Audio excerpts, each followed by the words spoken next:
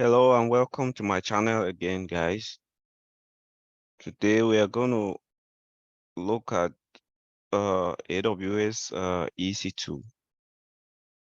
So EC2 stands for Elastic Compute Cloud, and it's actually a service that AWS gives you to be able to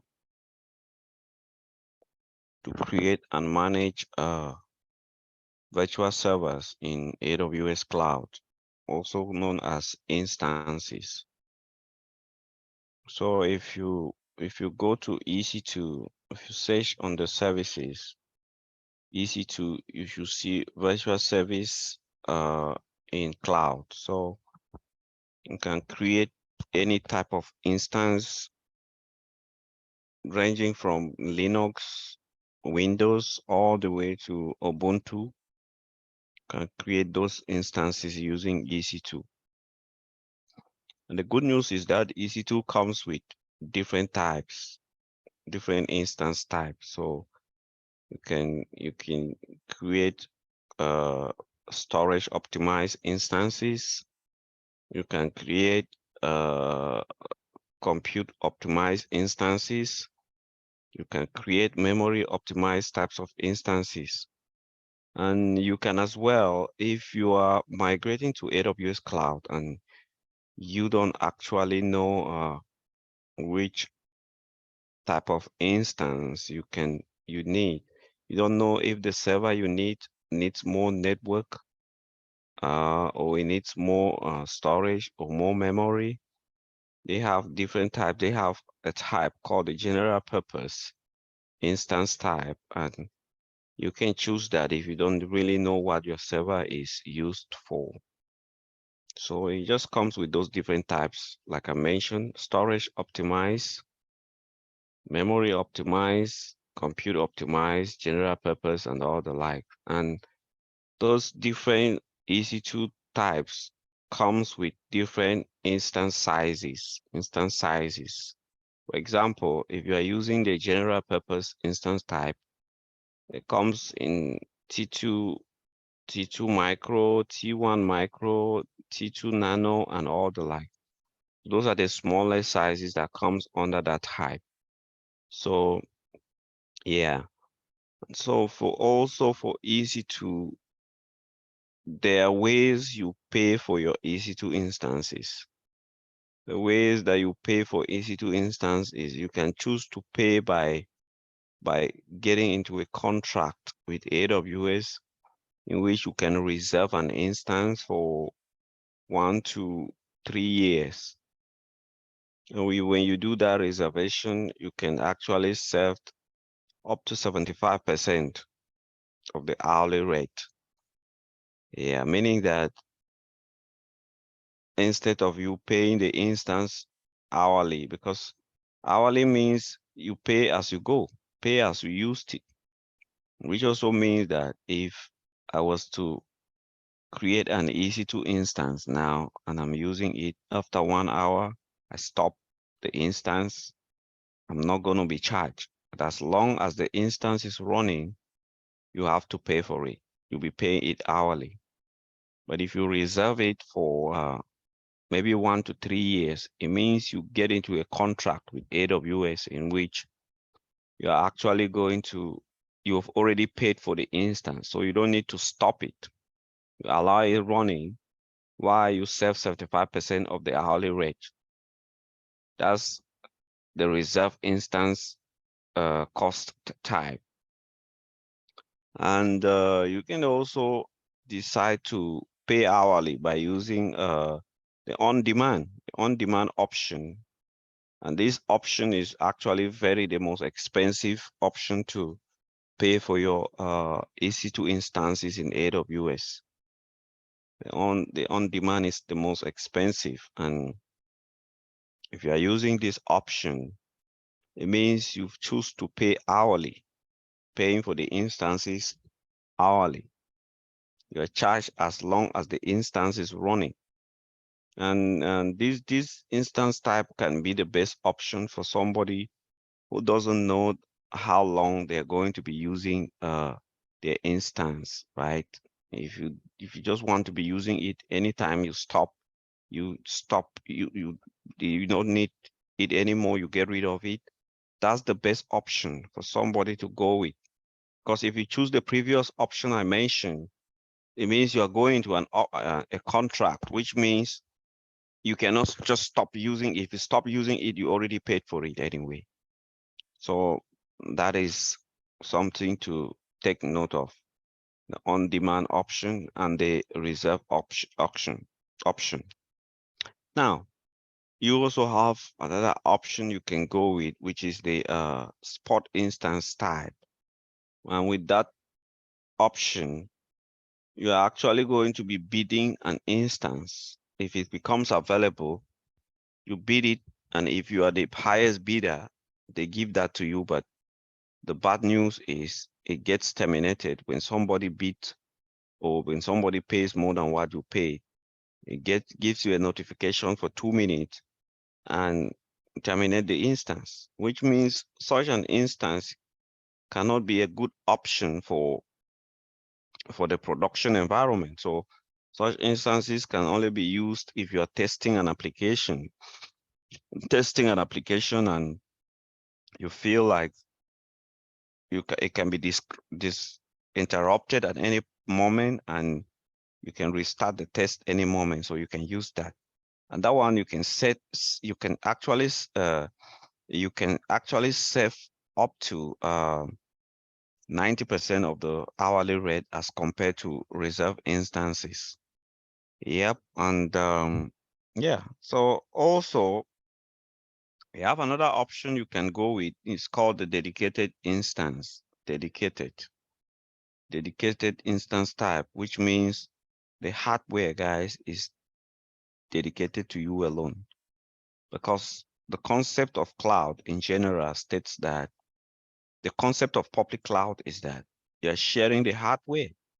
You're actually hosting your resources on hardwares that belongs to that other customers are making use of, right? So, which means that if you're creating an EC2 instance, you're creating it in a hardware that other customers are using. But if you choose the dedicated option, the hardware is given to you and you alone. So, which is more secured, and that is it, guys, for instance types. You also have ways to, when you launching instances, AWS has given you baseline images, AMIs, that you can launch from. And these AMIs are just templates that allows you to create your instances with some already installed softwares that you need on them. You have public AMIs, and you can also customize your own AMIs. You can also customize your own EC2 AMIs by simply choosing the baseline AMIs that AWS provides for you, and then launching instances from those AMIs, and then do all the hardening, the security hardening, and install all the softwares you need on them, and then you create a new AMI from that.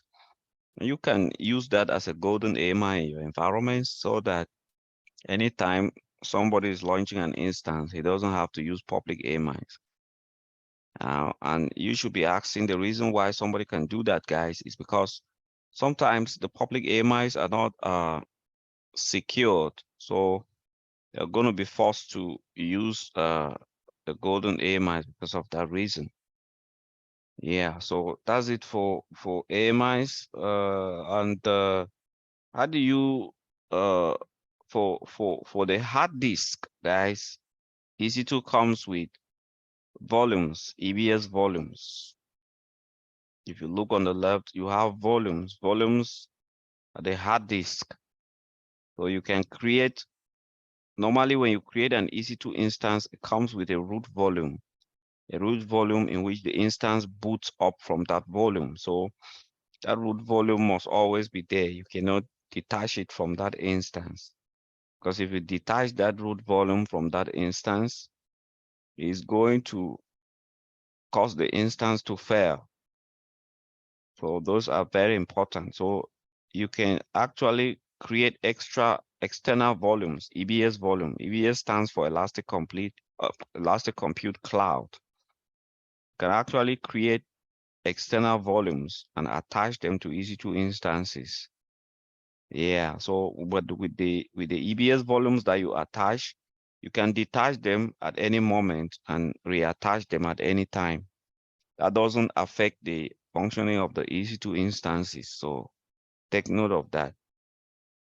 So EBS volumes, you can also back them up by creating snapshots. You can create snapshots of those EBS volumes and store it using S3. We're going to also look at S3. And those snapshots can be incremental, meaning only the changes that took place are being snapshot. And you can also automate the creation of those snapshots by using the Lifecycle Manager, AWS Lifecycle Manager. And what this does is that it simply can help you to create a schedule that automatically create new volumes and automatically delete them based on the windows you choose, or on the schedule you choose. So that's how we use Lifecycle Manager for when it comes to EBS volumes. Also, and you also have to notice that volumes comes on different types. You have different types of volumes you can choose from, starting from the general purpose provision IOPS, throughput, optimized volumes, HDD volumes, and all the like. You can choose from any of that. And those different types, they have different performance that comes with, and also based on based on the application need, you will choose from those different volumes. Another thing you can notice is, how do we secure these instances? You can secure EC2 instances by using security groups. We have EC2 comes with security groups. You can create security groups and open different roles. For example, if your application is a web page you are hosting, you can open the HTTP protocol and to allow the instance to communicate over the internet. You can open the HTTP, but if you want to create an instance in which you can actually SSH into it, if it's a Linux instance, you can open port 22, which is SSH. Which is SSH. That's a port. That's a role you can open on it. Also, EC2 comes with IP address, different types of IP addresses too. You have private ISPs where you create an EC2 instance, comes with a private IP address, as well as it comes with public IP address, which enables that instance. If there's an application running on it, it enables public communication over the internet, but private IPs will be used for internal communication only. And we also have, and for public IP addresses, when you launch an instance in the public subnet, it automatically creates that public IP address. But when you stop that instance, the public IP address changes. But to prevent that from happening, what you can do is you can actually use a feature of EC2 called Elastic IP, and that enables you to create public IP addresses that don't change. So those public IP addresses will not change when you stop the instance and restart it if you use Elastic IPs. And Elastic IPs you are charged for. If you create an Elastic IP address and attach to an instance, what happens is that when you terminate that instance, that IP doesn't go away. It stays there. And if it's not attached to an instance, you are being charged for it. So just pay attention to that, guys. And We're going to also talk of key pairs. To SSH into an EC2 instance or RDP to an instance, you need a key pair. So before you create an instance, you need to create a key pair and download it to your local computer. But the good news is that AWS has other ways to SSH, to log into an instance without SSH. You have Instance Connect, and you can also use Session Manager for that. And EC2 also comes with a way for you to automatically scale it up and automatically scale it down using a feature of it called auto scaling group. Auto scaling group, you can create auto scaling group, and what it does is that it enables you now it can scale based on the traffic that comes into the application or to the instance. It will automatically detect that and increase the number of instances or reduce the number of instances when the traffic reduces. So that's a good feature that makes your application highly available and fault tolerant.